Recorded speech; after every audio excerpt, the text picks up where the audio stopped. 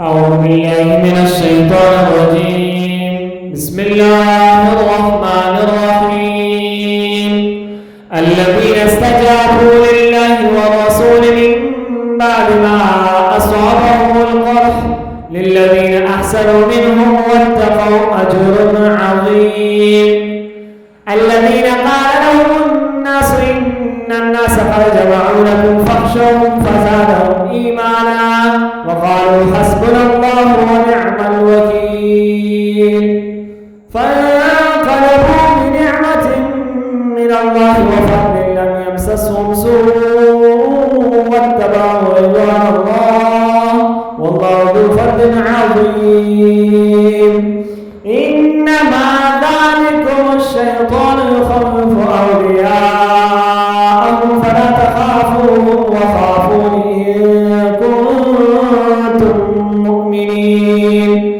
ولا يحزنك الذين يسارعون في الكفر إنهم لن يضروا الله شيئا يريد الله ألا يجعل لهم حظا في الآخرة ولهم عذاب عظيم.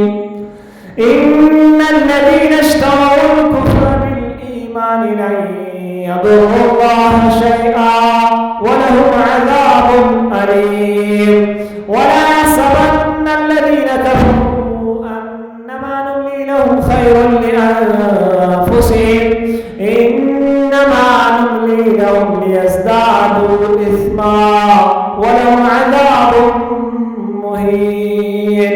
ما كان الله ليذر المؤمنين على ما أنتم عليه حتى يميز الخبيث من الطيب وما كان الله ليطلعكم على الغيب ولكن الله يجتبي من رسله من يشاء. فآمنوا بالله ورسله وإن تؤمنوا وتتقوا فلكم أجر عظيم.